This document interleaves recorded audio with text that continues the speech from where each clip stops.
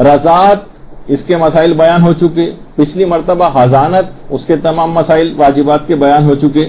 اور آج ولایت دیکھیے بچے کی ولایت کس کے پاس ہوتی؟ بچے کی ولایت باپ اور دادا کے پاس ہوتی، باپ اور دادا یا باپ یا دادا۔ اچھا، ولایت سے کیا مراد ہے؟ ولایت سے مراد دیکھیے دو چیزیں علی الخصوص ہیں۔ نمبر ایک ہے بچے کے مالی امور، بہت اہم مسائل ہیں، دیکھیے آگے چل کر ایسے واجبات اس میں آنے والے ہیں جن میں بے پناہ غلطیاں ہو رہی، بچے کے مالی امور،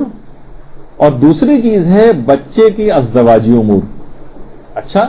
یعنی بچے کیا، چھوٹے بچے کی کیا شادی کرنی ہے، تو اس لحاظ سے بھی، اور لڑکیوں میں تو بلوغ کے بہت بعد تک بھی سلسلہ شادی ہونے تک ولایت باپ اور دادا کے پاس ہوتی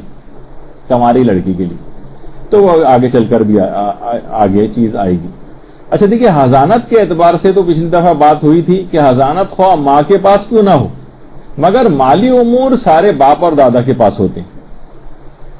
پھر ایک سوال یہ ہے کہ کیا بچے کی ماں اس کی ولی بن سکتی؟ دیکھیے ماں خود بخود بچے کی ولی نہیں بن سکتی، بلکہ کوئی بھی نہیں بن سکتا۔ مثلا باپ کا انتقال ہو گیا، دیکھیے بہت بڑی غلطی یہاں پر ہوتی، باپ کا انتقال ہو گیا، دادا کا مثلا پہلے انتقال ہو گیا تھا، ماں بیوہ ہو گئی، اب کیا ہوتا ہے کہ ماں تمام بچے کے مالی امور میں تصرف کرتی، جو کہ ایک حرام ہے۔ خواہ ماں بیوہ ہوئی ہے، بچہ اسی کے پاس ہے، ماں تمام لک آفٹر اس کو کر رہی ہے، لیکن بیوہ ہونے سے مثلا کیا کسی غیر شرعی اختیار اس کے پاس ہاتھ میں آ جاتا ہے؟ کیا مثلا ماں کو بیوہ ہونے کی وجہ سے چوری اور ڈاکہ ڈالنے کی اجازت مل جائے گی؟ نہیں ملے گی۔ تو جو اس کا شرعی حق نہیں ہے، ماں اگر اسے اپنے ہاتھ میں لے گی تو ماں گناہگار ہو جائے گی، ماں گناہگار ہو جائے گی۔ اب وہ کیا کرے پھر؟ ماں کے لیے واجب ہے کہ وہ حاکم شرع کے پاس جائے کہ باپ اور دادا کا اس کے انتقال ہو چکا ہے۔ اچھا دیکھیے جب باپ اور دادا کا انتقال ہو گیا نا تو خود بخود بچے کی ولایت حاکم شرع کے پاس منتقل ہو جاتی۔ اب ماں خود تو ولایت لے نہیں سکتی کہ بچے کے پیسے ہیں، بچے کی بہت ساری چیزیں ہیں، ان کو استعمال کرنے لگے یا بچے کے مال کے اندر کوئی تصرف کرنے لگے۔ اب ماں بچے کی ولایت کے لیے حاکم شرع کے پاس جائے گی، اور حاکم شرع چاہے تو ولایت اپنے پاس رکھے گا مگر وہ مناسب سمجھے گا، اور چاہے تو وہ ولایت ماں کو منتقل کر دے گا اور اجازت دے دے گا کہ ٹھیک ہے آپ اس کے مالی امور میں تصرف کر سکتی ہیں۔ لیکن ماں کو یہ واجب رہے گا کہ وہ حاکم شرع کے پاس جائے۔ خود سے کبھی بھی ولایت بچے کے ماموں کے پاس، بچے کے چچا کے پاس، تایا کے پاس، مثلا ماں کے پاس، نانا نانی کے پاس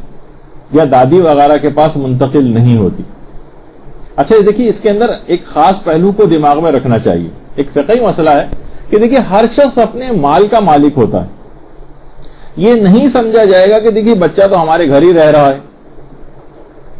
چاہے والدین زندہ ہیں بھی بچے کی، اور ماں باپ یہ سمجھیں کہ تو بچہ جو ہے ہمارے گھر ہی رہ رہا ہے تو بچے کا جتنا مال ہے وہ ہمارا مال نہیں۔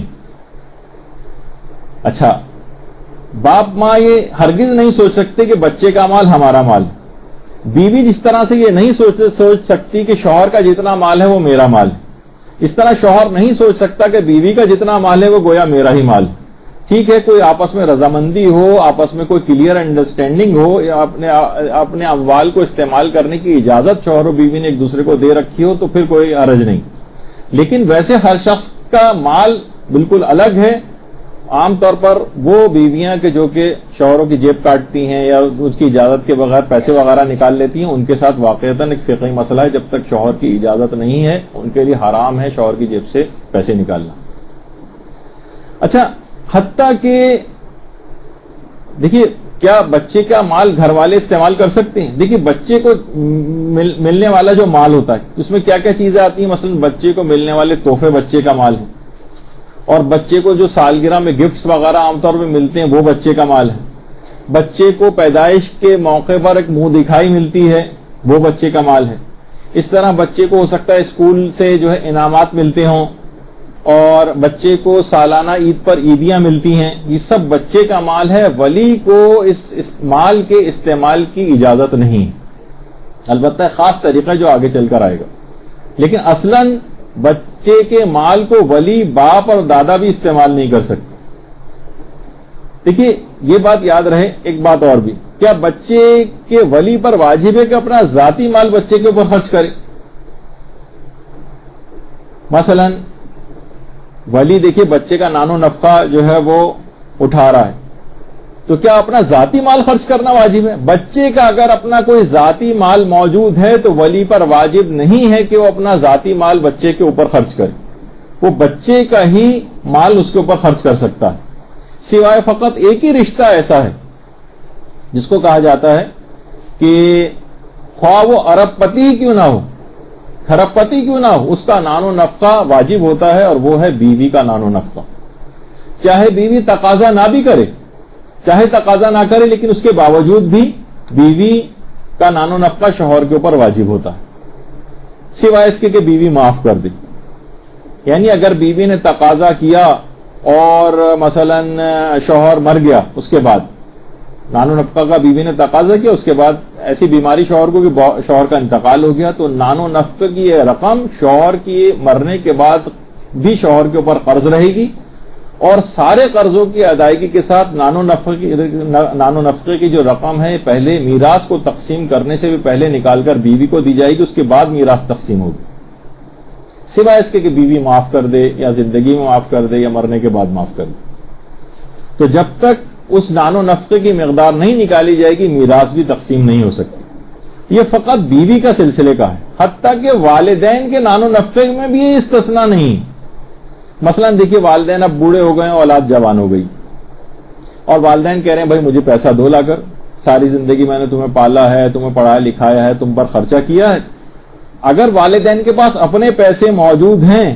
تو اولاد پر واجب نہیں کہ والدین کا نان و نفقہ اٹھائے،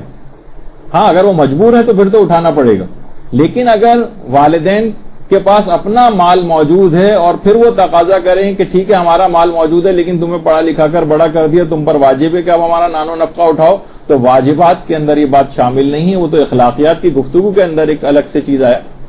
گفتگو ہوتی ہے کہ کس طرح سے ان کا بڑھ کر ان کے اوپر جو ہے وہ ان کے احسانوں کا بدلہ کسی طور پر چکانے کی کوشش کرنا ہے، لیکن اصلاً واجبات کے اندر یہ مسئلہ شامل نہیں۔ صرف اور صرف بیوی ایک ایسا رشتہ ہے کہ وہ اگر تقاضا خواہ نہ بھی کرے تب بھی اس کا نان و نفقہ اٹھانا واجب ہے، چاہے وہ ارب پتی اور کھرب پتی ہی کیوں نہ ہو۔ تو اچھا اب دیکھیے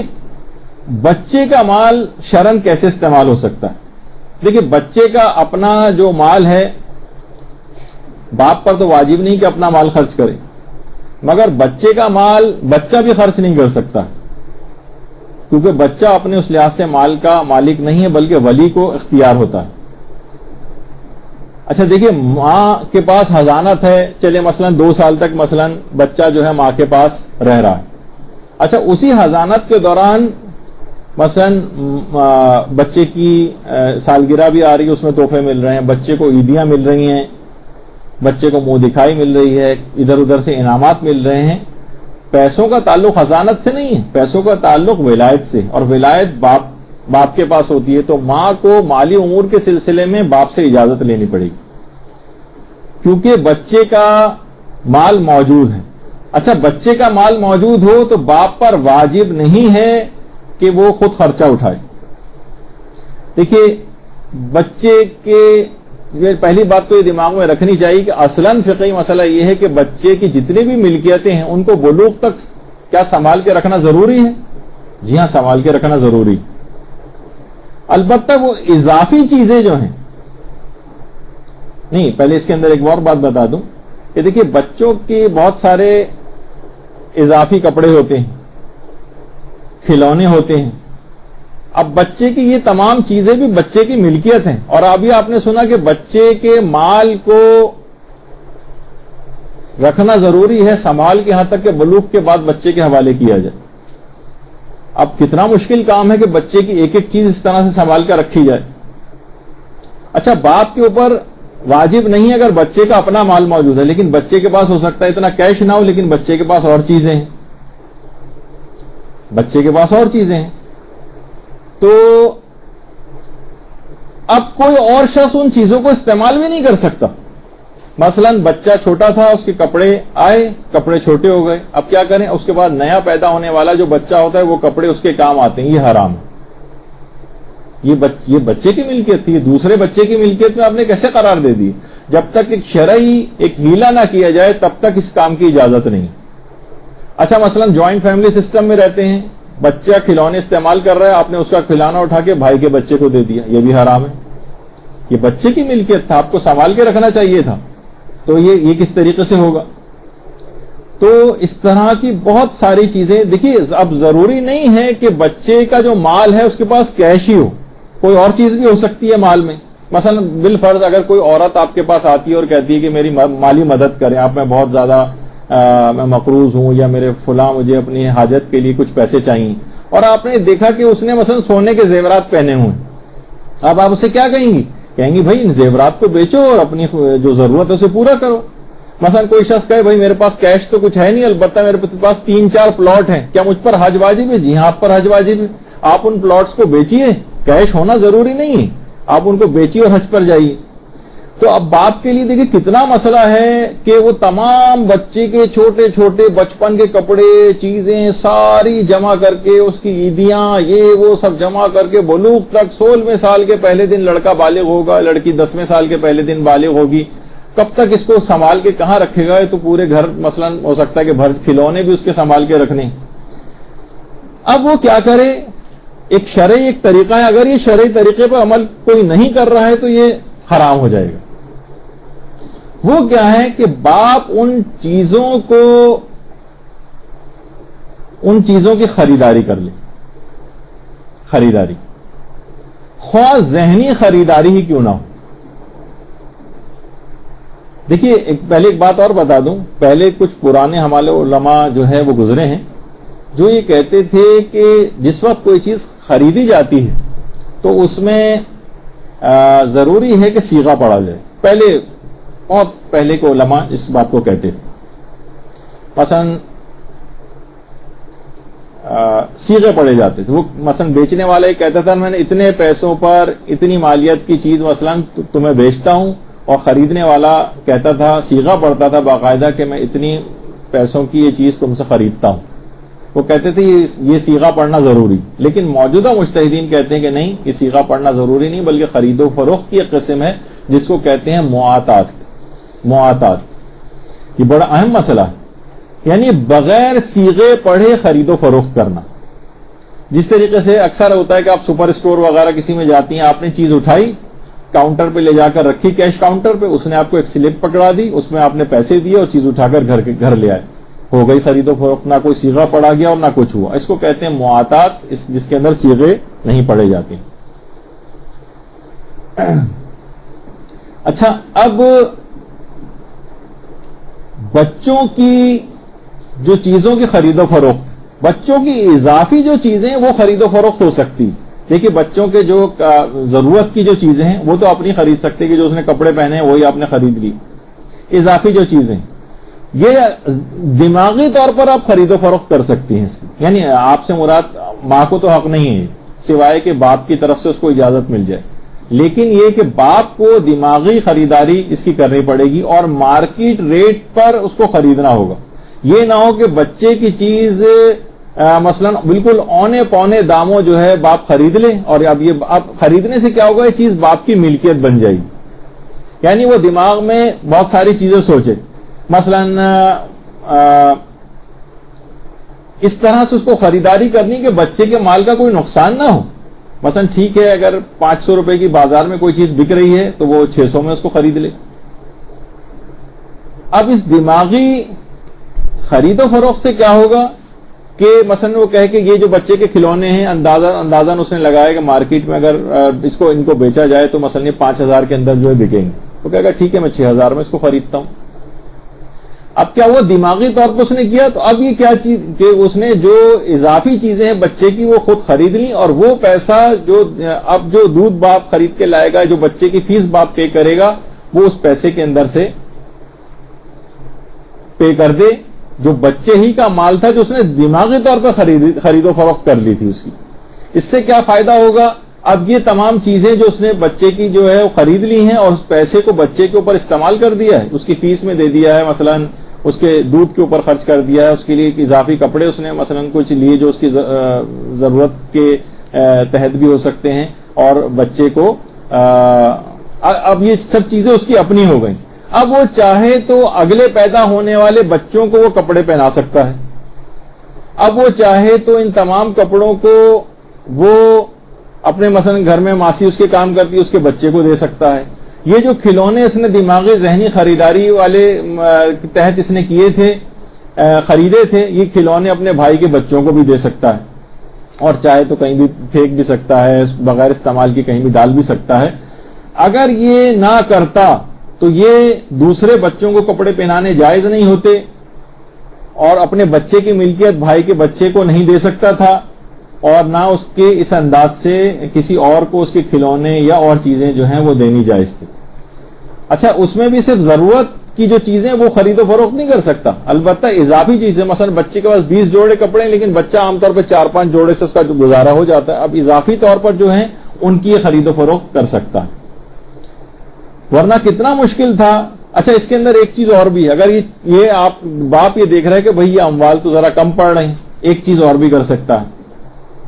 دیکھیں، بچے کو شرعی اعتبار سے مکان پرووائڈ کرنا بھی باپ کے اوپر واجب نہیں، بچے کا اگر اپنا مال موجود ہے، باپ یہ کر سکتا ہے کہ اپنے ہی مکان کا ایک کمرہ جس کے اندر مثلا بچہ رہتا ہے، سوتا وغیرہ ہے، کھیلتا ہے، وہ چاہے تو دماغی طور پر اس بچے کو کرائے کے اوپر یہ کمرہ دے دے۔ دیکھیے، بڑے اہم میں مسئلے بتا رہا ہوں یہ والے، یعنی یہ جب ورنہ خرید و فروخت کے اعتبار سے یہ تمام چیزیں اگر کرنی ہے تو یہ بھی کر سکتا ہے کہ مثلا وہ سوچے کہ ایک کمرہ عام طور پر کیا اس کا مارکیٹ ریٹ ہے کرائے پہ، مثلا 5,000 روپے پہ ایک کمرہ مل جاتا ہے بالفرض۔ اب یہ دماغی طور پر 5,000 کی جو رقم ہے اس کے مطابق جو ہے وہ سمجھیں بچے کو اس نے کرائے پر دے دیا،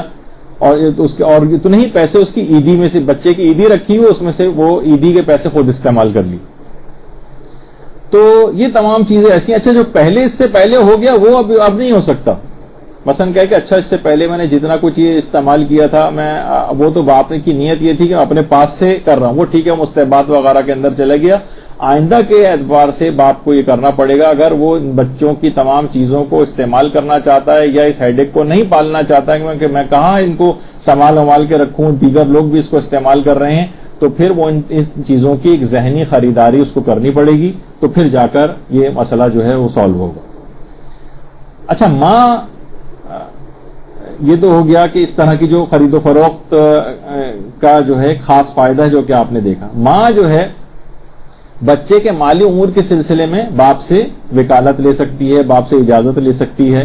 تو پھر یہ اس طرح کی خرید و فروخت کی ماں بھی اگر اجازت لے لے باپ سے تو خواہ وہ الگ ہی کیوں نہ رہ رہی ہو تب بھی بچے کے مال میں اس کو تصرف کی اجازت مل جائے گی۔ تو یہ تمام چیزیں ایسی ہیں، لیکن اگر یہ اجازتوں کے بغیر ہی کام ہو رہے ہیں، نہ باپ کو یہ مسئلہ پتا ہے نہ ماں کو یہ مسئلہ پتا ہے، اور دوسرے بچوں کے لیے وہ استعمال ہو رہی ہیں اس کی چیزیں، اس کے جو کھلونے ادھر ادھر دیگر بھائیوں کے بچے جو ہے وہ استعمال کر رہے ہیں، اس کا سامان اٹھا کے کسی جگہ چیریٹی میں مثلا دے دیا جاتا ہے بچے کا، تو یہ حرام اور گناہ کسی کی، اب انہوں نے پہلے بتایا تھا ہر شخص اپنے مال کا مالک ہے، بچہ بھی مال کا مالک ہے، لیکن کیونکہ ابھی وہ نابالغ ہے تو ولایت اس وقت اس کے باپ کے پاس، لیکن باپ اپنے اس میں استعمال نہیں کر سکتا، اس کو اس کی نگہبانی کرنا ہے، نگہداری کرنا ہے، اور اگر اس کو استعمال کرنا ہے ان چیزوں کو اور اس سر درد کو نہیں پالنا کہ میں اسے کہاں سنبھال کر رکھوں، تو اس طرح کی ذہنی خریداریوں سے اس کو کام کرنا پڑے گا۔ اچھا، اب ایک اور مسئلہ ہے کہ بلوغ کے بعد بچے کی املاق کا کیا ہوگا۔ ادھر بچہ بالغ ہوا، لڑکی 10ویں سال کے پہلے دن بالغ ہو گئی، اور جو لڑکا ہے مثلا وہ 16ویں سال کے پہلے دن بالغ ہو گیا۔ اب یہ ساری سنبھال کر رکھی ہوئی جتنی بھی چیزیں ہیں، بچے کے پیسے اور یہ سب کچھ، یہ سب کا سب بچے کے حوالے کرنا پڑے گا، بچے کے حوالے کرنا پڑے گا۔ اچھا، اب مسئلہ یہ ہے کہ باپ یہ کہے گا بھائی یہ سب پیسے میں نے اٹھا کے اس کو بچے کو دے دیے اپنے لڑکے کو، تو یہ تو مثلا اڑا دے گا سارے، باپ روک بھی نہیں سکتا، ظاہر ہے وہ تو ملکیت ہو گئے اس کے بعد۔ جیسے ہی بلوغ آیا لڑکے کے پاس فوراً ہی باپ کی ولایت ختم ہو گئی. اب بچہ خود مختار ہو گیا, بچہ نہیں رہا, پورا بالغ ہو گیا وہ اب شریعت کے اعتبار سے. باپ ایک کام کر سکتا ہے, بچے کے ساتھ مصالحت کر سکتا ہے. دیکھیے ہم کیونکہ واجبات کے مسئلے بیان کر رہے ہیں, واجبات کے مسئلے اگر پتہ چل جائیں نا تو بہت ساری چیزوں کے اندر بہت بڑے حل نکل آتے ہیں. باپ مصالحت کر لے, مثلا باپ آ کر کہہ سکتا ہے کہ دیکھو اب تم بالغ ہو گئے, یہ پیسے تو تمہارے پیسے ہمارے پاس رکھے ہوئے ہیں, ہم چاہیں تو اب تمہیں اپنے گھر سے نکال سکتے ہیں. مثلا یہ کہ ظاہر ہے اب تم اب خود مختار ہو گئے, تمہیں یہ پرووائڈ کرنا ہماری ذمہ داری نہیں ہے, ہمیں مکان پرووائڈ کرنا ذمہ داری نہیں ہے, تمہاری تعلیم جو ہے کا خرچہ اٹھانا ہماری ذمہ داری نہیں ہے, تمہارے نان و نفقہ ہم پر واجب نہیں ہے اب, لیکن تمہارے اتنے پیسے ہمارے پاس ہیں, اگر تم یہ پیسے ہمارے پاس رہنے دو تو اس کے بدلے میں ہم تمہیں رہائش بھی مہیا کریں گے, تمہارا کھانا پینا بھی مفت ہوگا, تمہارے تعلیمی اخراجات بھی اٹھا لیں گے. تو اس سے کیا ہوگا کہ بچے کے وہ ان امور اور وہ نوجوان راضی ہو جاتا ہے مثلا, تو ظاہر وہ بالغ ہو گیا. اب اس کی نابالغ 7, 8, 9, 10 سال کے بچے سے اگر آپ اجازت لیتے ان اموال کو استعمال کرنے کی, اس کو اجازت دے بھی دیتا تب بھی آپ کو اختیار نہیں تھا کہ اس کی چیزوں کو آپ استعمال کر سکیں. لیکن بالغ ہونے کے بعد اس سے مصالحت کی جا سکتی کہ اگر وہ مان جاتا ہے تو بڑی اچھی بات ہے, پھر وہ تمام پیسہ باپ اپنے پاس رکھ لے اور نارمل جس طریقے سے بچہ گھر میں رہ رہا اس کے اوپر اخراجات ویسے ہی کرتا رہے. اور اگر وہ نہیں مانتا تو پھر لا محالہ وہ تمام پیسے اس کے حوالے کرنے پڑیں گے یا جو بھی اس کی املاک. اچھا, یہ ایک بڑا اہم مسئلہ ہے.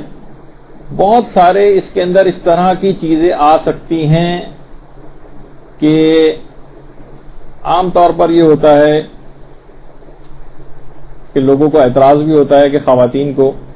یا باپ بھی دیکھ رہا ہے کہ ویسے بھی ان کا حق دگنا ہے اس کے اندر میری میراث میں. تو بہت سارے شرعی ہیلے اس انداز کے بھی علماء بتاتے ہیں جس کی اپنی ایک تفصیل ہے کہ مثلا وہ بچے سے اب اتنی بڑی بڑی یونیورسٹیوں کے اخراجات بھی باپ پے کر رہا ہے اور اس کے بعد میراث میں سے حصہ بھی اس کا دگنا ہو رہا ہے, تو وہ چاہے تو بچے سے اس نوجوان سے مصالحت کر سکتا ہے کہ دیکھو تمہارے یونیورسٹیوں کے اتنے اخراجات لاکھوں روپے کے مجھ پر واجب نہیں, اور ظاہر ہے کہ بچہ بھی ابھی کماتا نہیں, اس کو ضرورت ہے, تو اگر تم اپنی میراث میں سے جو تم کو ملے گی اس میں سے اتنے لاکھ روپے معاف کر دو تو پھر یہ والے پیسے تمہارے مالی ہم اخراجات جو ہیں تعلیم کے اس کے اوپر ان پیسوں کو لگا دیں. تو بہت ساری چیزیں اس انداز کی ہو سکتی ہیں کہ واجبات وغیرہ کی چیزیں پتہ ہوں تو بہت سارے اس طرح کے حل نکل سکتے ہیں خاندانوں میں, اور بہت ساری چیزوں سے انسان مشکلات سے بچ سکتا ہے. اچھا, ایک چیز مالی امر جو ہے بچے کا اور اس لحاظ سے رہ گیا ہے, اور وہ ہے نابالغ کے مال پر خمس کا مسئلہ. دیکھیے نابالغ کی جتنی یہ سب چیزیں ہیں آپ نے سنا کہ یہ بچپن سے لے کر بچے کو ملنے والے بہت سارے تحفے ہیں, بچے کو ملنے والے عیدی ہیں, ظاہر بچت ہو رہی ہے اور وہ رکھے جا رہے ہیں. کیا اس کی بہت ساری چیزیں ایسی ہوتی ہیں کہ ان کے اوپر خمس ہوگا یا نہیں ہوگا؟ تو اس میں مراجع کے ذرا نظریات مختلف ہیں. آیت اللہ خوئی مرحوم یہ فرماتے تھے کہ نابالغیت کے زمانے کا خمس نہ ولی کے اوپر واجب ہے کہ وہ دے, اور نہ ہی بچے کے اوپر واجب ہے کہ وہ دے, اور بچے کے اوپر بھی بالغ ہونے کے بعد بھی واجب نہیں. بچے پر بالغ ہونے کے بعد بھی واجب نہیں ہے کہ ان نابالغیت کے زمانوں کے جو غیر استعمال شدہ چیزیں تھیں ان کا خمس نکالے. بالکل معاف ہے آغا خوئی کے فتوے میں. اچھا, امام خمینی کا اور رہبر معظم کا جو نظریہ ہے وہ ایک ہی ہے. وہ یہ فرماتے ہیں کہ احتیاط واجب یہ ہے کہ نابالغیت کے زمانے میں تو خمس واجب نہیں ہے, نہ ولی کے اوپر واجب ہے اور نہ ہی بچہ تو خیر ابھی نابالغ ہے اس پہ کیا واجب ہوتا, ولی کے اوپر بھی واجب نہیں ہے, نہ اپنے مال سے نکالنا واجب ہے نہ بچے کے مال سے نکالنا واجب. البتہ جب بچہ بالغ ہو جائے گا تو پھر اس کے بعد وہ بالغ شخص خود ہی اپنا خمس بعد میں نکالے گا. یہ ان کا نظریہ ہے. آغا سیستانی فرماتے, رہبر معظم کا بھی یہی ہے. آیت اللہ سیستانی فرماتے ہیں کہ بچے کے اوپر تو واجب نہیں ہے, وہ تو نابالغ ہے, اس پہ تو کوئی واجبات ابھی ہے ہی نہیں کہ وہ اپنے مال کا خمس نکالے نابالغیت کے زمانے میں. اچھا, باپ کے لیے بھی یہ جو بچے کا ولی ہے اس پر بھی اپنے مال سے بچے کا خمس نکالنا واجب نہیں. بچے کا جو اپنا ہی مال موجود ہے اس سے بچے کا ولی اس کے مال سے خمس نکالے گا, یہ اس پر واجب ہے. وہ دیکھے کہ 1 سال ہو گیا اس کو، بچے کے اس مال کو. اب بچے کے ولی کے اوپر جو آغا سیستانی کا مقلد ہے باپ، اس کے لیے واجب ہو جائے گا کہ اس کے مال کا خمس نکالے. بچے ہی کے، اچھا بچے کا اگر کوئی مال موجود نہیں ہے تو پھر باپ کے اوپر واجب نہیں ہوگا، لیکن بچے کا اگر کوئی مال موجود ہے تو اس کے لیے واجب ہو جائے گا کہ اس کے مال سے خمس نکالے. اچھا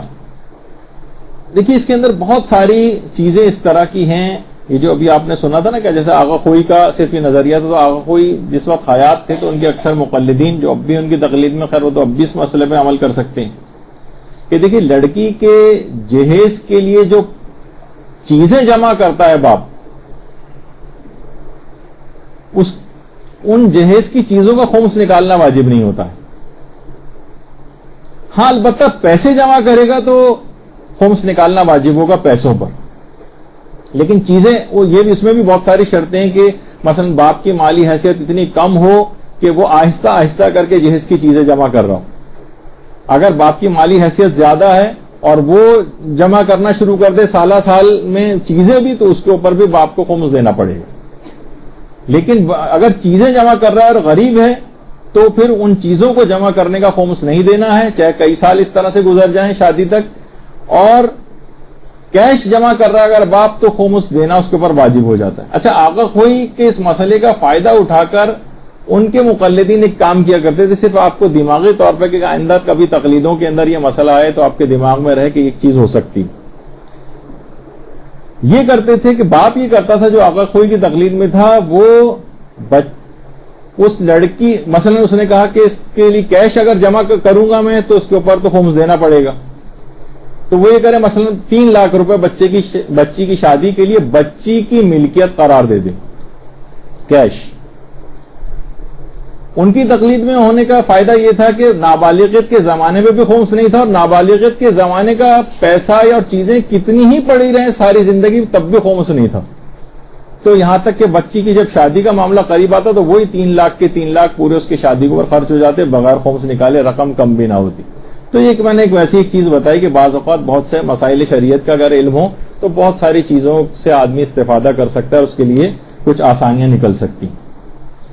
تو بہرحال اس کے بعد مالی امور کے بعد بچے کے ازدواجی امور، یعنی نابالغ بچہ اور بالغ لڑکی کے بھی، کماری لڑکی کے ازدواجی امور کی ولایت یہ باپ اور دادا کے پاس ہوتی ہے، جو کہ آج ہمارا موضوع نہیں ہے. رحمتک یا ارحم الراحمین وصلی اللہ علی محمد وآلہ الطاہرین.